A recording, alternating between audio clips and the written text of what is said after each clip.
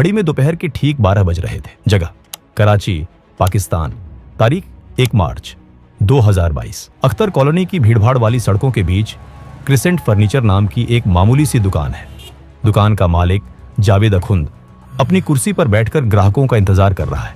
पिछले 23 सालों से वो इसी तरह एक आम आदमी की जिंदगी जी रहा है, लेकिन उसे नहीं पता कि आज उसकी दुकान पर कोई फर्नीचर खरीदने नहीं, बल्कि उसकी सांसें खरीदने आ रहा है। सड़क पर एक मोटरसाइकिल आकर रुकती है। पीछे बैठा शख्स उतरता है, दुकान में दाखिल होता है और बिना एक भी शब्द बोले जावेद अखुंद के सिर और सीने में गोलियां उतार देता है। फिर वो बाइक पर बैठते हैं और कराची की गलियों में धुएं की तरह गायब हो जाते हैं। पाकिस्तानी मीडिया इसे व्यापारिक रंजिश बताता है, लेकिन दिल्ली में साउथ ब्लॉक के एक बेहद सुरक्षित कमरे में बैठे भारत के national security adviser Ajit Doval जानते हैं कि मरने वाला कोई फर्नीचर वाला नहीं था। वो जहूर मिस्त्री था, जो 1999 में IC-814 हाईजैक में शामिल था। इस वीडियो में हम आपको बताएंगे कि कैसे अजीत डोभाल ने 23 साल बाद IC-814 प्लेन हाईजैक का बदला लिया। 24 दिसंबर 1999 काठमांडू से दिल्ली आ रही इंडियन एयरलाइंस की फ्लाइट IC-814 शाम के करीब 4 बज रहे हैं। जैसे ही प्लेन इंडियन एयरस्पेस में दाखिल होता है, 5 नकाबपोश अपनी सीटों से खड़े होते हैं। इन 5 के कोडनेम थे चीफ, डॉक्टर, बर्गर, शंकर और सबसे खतरनाक भोला। पायलट देवी शरण ने सूझबूझ दिखाते हुए प्लेन को अमृतसर के राजा सांसी एयरपोर्ट पर लैंड करा दिया था।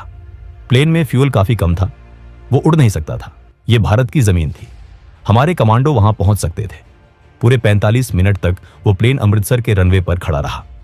दिल्ली में क्राइसिस मैनेजमेंट ग्रुप की बैठक चल रही है। अफरा तफरी का माहौल है, फैसला लेने वाला कोई नहीं है। NSG को वहां पहुंचने में वक्त लगेगा। पंजाब पुलिस को एक्शन लेने को कहिए। नहीं, अगर गोलीबारी में यात्री मारे गए तो जिम्मेदारी कौन लेगा? हमें उन्हें रोकना होगा, लेकिन गोली मत चलाओ। इसी डिलेमा में अमृतसर एयरपोर्ट पर एक भयानक गलती होती है। अधिकारियों ने प्लेन को रोकने के लिए रनवे पर एक फ्यूल ब्राउजर भेजा, लेकिन वो इतनी लापरवाही से चलाया गया कि हाईजैकर्स को शक हो गया। प्लेन के अंदर जहूर मिस्त्री उर्फ भोला अपना आपा खो बैठता है। उसे लगता है कि पुलिस हमला करने वाली है। वो अपनी क्रूरता का सबूत देने के लिए 25 साल के रूपिन कत्याल को उठाता है और बेरहमी से चाकू मार देता है। पायलट को मजबूर होकर बिना फ्यूल के ही प्लेन उड़ाना पड़ता है। वो 45 मिनट भारत के इतिहास के सबसे महंगे मिनट साबित हुए। अजीत डोभाल बाद में कहते हैं कि अगर उस दिन हमने हिम्मत दिखाई होती तो हाईजैकर्स वही मारे जा सकते थे। अमृतसर से जैसे तैसे उड़ान भरने के बाद प्लेन पाकिस्तान की सीमा में दाखिल हुआ, लेकिन मुसीबतें अभी शुरू हुई थी। फ्यूल ग्योज 0 की तरफ बढ़ रहा था। कैप्टन देवी शरण के पास कुछ ही मिनटों का फ्यूल बचा था। उन्होंने लाहौर ATC से संपर्क किया और लैंडिंग की परमिशन मांगी, लेकिन परमिशन नहीं मिली। पाकिस्तान ने न सिर्फ लैंडिंग से मना किया, बल्कि लाहौर एयरपोर्ट की सारी लाइटें बंद कर दी। रनवे पर घुप अंधेरा था। पाकिस्तान नहीं चाहता था कि यह मुसीबत उनके सिर आए। कैप्टन देवी शरण ने एक आखिरी दांव खेला। उन्होंने ATC से चिल्लाकर कहा, मेरे पास फ्यूल नहीं है, मुझे रनवे नहीं दिख रहा, मैं प्लेन को किसी हाईवे या सड़क पर क्रैश लैंड करने जा रहा हूं। यह धमकी काम कर गई। प्लेन के अपने शहर में क्रैश होने के डर से लाहौर ATC ने तुरंत रनवे की लाइटें चालू कर दी। प्लेन लाहौर में उतरा। वहां उसे फ्यूल मिला, लेकिन पाकिस्तान ने प्लेन को रुकने नहीं दिया। हाईजैकर्स का अगला प्लान था कंधार। लाहौर से फ्यूल लेकर प्लेन ने कंधार की तरफ उड़ान भरी, लेकिन तब तक रात गहरी हो चुकी थी। जब प्लेन अफगानिस्तान के ऊपर पहुंचा तो एक नई समस्या खड़ी हो गई। कंधार एयरपोर्ट पर नाइट लैंडिंग फैसिलिटी ही नहीं थी। वहां ना रनवे पर लाइट्स थीं, न कोई नेविगेशन सिस्टम काम कर रहा था। अंधेरे में पहाड़ों से घिरे रनवे को ढूंढना नामुमकिन था। हाईजैकर्स को समझ आ गया कि अगर उन्होंने यहां जिद की तो वो सब पहाड़ों से टकराकर मारे जाएंगे। मजबूरी में प्लान बदलना पड़ा। अब प्लेन को सबसे नजदीकी और आधुनिक एयरपोर्ट की तरफ मोड़ना पड़ा, जहां रात में लैंडिंग हो सके। वो जगह थी दुबई। प्लेन ने फिर से दिशा बदली और UAE के आल मिनहाद एयरबेस पर लैंड किया। वही दोस्तों, वीडियो में आगे बढ़ने से पहले आपको बताना चाहूंगा कि अगर आपको सच्ची क्राइम स्टोरीज में दिलचस्पी है तो मेरा दूसरा चैनल जरूर देखिए। वहां मैं असली क्राइम केस को 2D एनिमेशन के साथ सिंपल हिंदी में समझाता हूं। चैनल का लिंक डिस्क्रिप्शन में है, अभी जाकर वीडियोस देखें। चलिए अब वीडियो कंटिन्यू करते हैं। अमृतसर की नाकामी के बाद भी एक और मौका था, दुबई। भारत सरकार ने अपनी सबसे घातक यूनिट NSG की 52 स्पेशल एक्शन ग्रुप को एक विशेष प्लेन में भेजा। ये वो कमांडोज हैं जो पलक झपकते ही प्लेन में घुसकर आतंकवादियों के सिर में गोली मारने के लिए ट्रेन किए जाते हैं। प्लान तैयार था। जैसे ही IC-814 दुबई में रुकेगा, एनएसजी स्ट्राइक करेगी। जौहर मिस्त्री और उसके साथियों की मौत निश्चित थी, लेकिन तभी डिप्लोमेसी की दीवार खड़ी हो गई। यूएई सरकार ने भारत को अपने एयरबेस पर रेड करने की इजाजत देने से साफ मना कर दिया। उन्हें डर था कि उनकी जमीन पर खून खराबा होगा। एनएसजी के हाथ बंध गए। कमांडोज अपने हथियारों के साथ तैयार बैठे रहे, लेकिन यहां 27 यात्रियों और रुपिन कथियाल के शव को उतारने की इजाजत मिली। लेकिन हाईजैकर्स दुबई में रुकना नहीं चाहते थे। उन्हें पता था कि यहां वो सुरक्षित नहीं है। उनका स्वर्ग तो तालिबान के राज में था। अगली सुबह 25 दिसंबर को जैसे ही सूरज की पहली किरण निकली, विमान ने दुबई से फिर उड़ान भरी। मंजिल वहीं पुरानी थी, कंधार। इस बार दिन का उजाला था, रनवे साफ दिख रहा था। सुबह के करीब 8:30 प्लेन ने कंधार की धूल भरी जमीन को छुआ। अब खेल बदल चुका था। प्लेन कंधार में था। चारों तरफ तालिबान के लड़ाके टैंक और रॉकेट लॉन्चर लेकर खड़े थे। कहने को वो सुरक्षा दे रहे थे, लेकिन असल में वो हाईजैकर्स का कवच बने हुए थे। भारत सरकार ने अपने सर्वश्रेष्ठ नेगोशिएटर्स को भेजा। इस टीम में रॉ के विवेक काटजू और आईबी के अजीत डोभाल शामिल थे। डोभाल जब कंधार उतरे तो उन्होंने देखा कि कैसे आईएसआई के अधिकारी खुलेआम रनवे पर घूम रहे थे और हाईजैकर्स को निर्देश दे रहे थे। ये आतंकवाद नहीं, ये पाकिस्तान द्वारा अघोषित युद्ध था। बातचीत के दौरान डोभाल ने प्लेन के अंदर जाने का फैसला किया। डोभाल जब प्लेन के अंदर गए तो उनकी नजर जहूर मिस्त्री पर पड़ी। डोभाल ने यात्रियों से कहा, घबराइए मत, भारत सरकार आपके साथ है, आप जल्द ही घर जाएंगे। लेकिन यात्रियों की आंखों में जो खौफ था वो जहूर मिस्त्री की देन था। 31 दिसंबर 1999 भारत को झुकना पड़ा। मसूद अजहर, उमर सईद शेख और मुश्ताक जरगर को छोड़ना पड़ा। बदले में यात्री रिहा हुए। जब आतंकवादी जीप में बैठकर भाग रहे थे तो उनमें से एक ने डोभाल को एक सार्कास्टिक स्माइल के साथ कहा, हमने आपके लिए एक न्यू ईयर गिफ्ट प्लेन में छोड़ दिया है। डोभाल तुरंत हरकत में आए। प्लेन की तलाशी ली गई और कार्गो होल्ड में एक लावारिस लाल बैग मिला। उस बैग में RDX और टाइमर लगा था।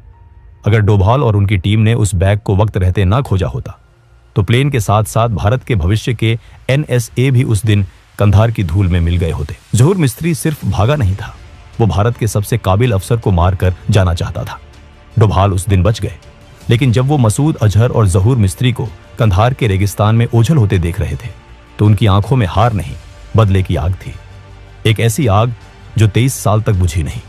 साल बीते, सरकारें बदली, लेकिन अजीत डोभाल ने फाइल बंद नहीं की। 2014 में जब अजीत डोभाल भारत के नेशनल सिक्योरिटी एडवाइजर बने तो भारतीय सुरक्षा नीति में एक भूकंप आया। इसे दुनिया आज डोभाल डॉक्ट्रिन के नाम से जानती है। पुरानी नीति थी, बचाव करो, डोजियर सौंपो और भूल जाओ। डोभाल की नीति थी, हल्ला मत करो, बस जड़ से मिटा दो। डोभाल का मानना था कि आतंकवादियों के लिए कोई एक्सपायरी डेट नहीं होती, चाहे 2 साल लगे या 20 साल।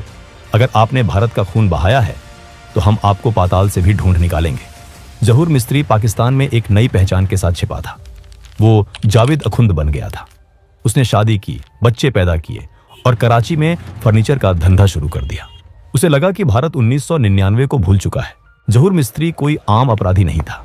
पाकिस्तान पहुंचते ही ISI ने उसे एक नई जिंदगी दी थी, नया नाम, नई पहचान। भारतीय खुफिया एजेंसियों ने जहूर मिस्त्री को सीधे नहीं ढूंढा, उन्होंने नेटवर्क मैपिंग का इस्तेमाल किया।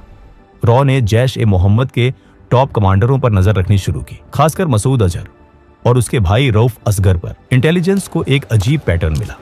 जैश के बड़े आतंकी अक्सर कराची की अख्तर कॉलोनी के एक खास इलाके में जाते थे। वहां कोई ट्रेनिंग कैंप नहीं था, कोई मस्जिद नहीं थी, वहां सिर्फ एक फर्नीचर की दुकान थी, क्रेसेंट फर्नीचर। शक की सुई क्रेसेंट फर्नीचर के मालिक जावेद अखुंद पर घूमी। लेकिन क्या वही भोला था? 23 सालों में चेहरे बदल जाते हैं। ग्राउंड पर मौजूद एसेट्स ने उस दुकानदार की तस्वीरें ली। इन तस्वीरों को 1999 की धुंधली तस्वीरों और स्केच से मैच किया गया और कंफर्म हो गया वही जहूर मिस्त्री है। पता चला कि वो अपनी सुरक्षा को लेकर लापरवाह हो चुका था। उसे लगता था कि 23 साल बहुत लंबा वक्त होता है, भारत भूल चुका होगा। वो दुकान पर अक्सर अकेला बैठता था, बिना किसी बॉडीगार्ड के। यही वो विंडो ऑफ अपॉर्चुनिटी थी जिसका डोभाल के अननोन गनमैन को इंतजार था। और फिर आया वो दिन, 1 मार्च 2022, कराची, पाकिस्तान। सुबह के 11 बजे अख्तर कॉलोनी की संकरी गलियां अपनी रोजमर्रा की रफ्तार से चल रही थी। फर्नीचर दुकान के अंदर जहूर मिस्त्री चेयर पर बैठा था। 2 लोग एक बाइक में आते हैं। प्लानिंग इतनी सटीक थी कि उन्हें पता था कि इस वक्त जहूर दुकान में अकेला होगा। पीछे बैठा शख्स बाइक से उतरता है। जैसे ही वो दुकान के अंदर दाखिल हुआ, जहूर मिस्त्री ने सिर उठाकर देखा। शायद उसे लगा होगा कि कोई ग्राहक आया है। उसने पूछने के लिए मुंह खोला, लेकिन तभी उस शूटर ने हेलमेट के वाइजर के पीछे से जहूर की आंखों में देखा। शूटर को यह कंफर्म करना था कि गोली सही आदमी को लगे। बिना एक शब्द बोले शूटर ने पिस्टल निकाली। पहली गोली सीधे सिर में। जहूर मिस्त्री अपनी कुर्सी पर ही पीछे की तरफ लुढ़क गया। 2 और गोलियां चली छाती में, यह सुनिश्चित करने के लिए कि बचने की कोई गुंजाइश ना रहे। काम तमाम। कंधार का कसाई अपने ही फर्नीचर की दुकान में ढेर हो चुका था। 23 साल का पुराना हिसाब 3 सेकंड में चुकता कर दिया गया। शूटर दुकान से बाहर निकला। वो वापस बाइक पर बैठा। राइडर ने एक्सीलेटर दिया और अगले ही पल वो कराची की भीड़ में धुएं की तरह गायब हो गए। जब तक पाकिस्तानी पुलिस और एम्बुलेंस वहां पहुंची, तब तक जहूर मिस्त्री का खेल खत्म हो चुका था। मीडिया ने शोर मचाया। व्यापारी की हत्या, पुलिस ने कहा। लूटपाट का मामला। पाकिस्तान ने शुरू में इसे छिपाने की कोशिश की, लेकिन सच तब सामने आया जब जहूर मिस्त्री के जनाजे में जैश-ए-मोहम्मद के बड़े आतंकी शामिल हुए। मसूद अजहर का भाई खुद वहां मौजूद था। इस तरह अजित डोभाल ने 23 साल बाद कंधार हाईजैक का बदला लिया। अमृतसर में जो गोली नहीं चली थी, दुबई में जो रेड रोकी गई थी और कंधार में जो मजबूरी थी, उन सब का जवाब 2022 में कराची में दिया गया। दोस्तों, आपको क्या लगता है? क्या अननोन गनमैन वाली ये रणनीति भारत को और आक्रामक रूप से अपनानी चाहिए या फिर डिप्लोमेसी ही सही रास्ता है? अपने विचार नीचे कमेंट्स में जरूर लिखिए। अगर आपको ये वीडियो पसंद आया और आप भारत की खुफिया ऑपरेशंस पर और कहानियां देखना चाहते हैं, तो सब्सक्राइब बटन दबाएं और बेल आइकॉन को क्लिक करें। जय हिंद, जय भारत।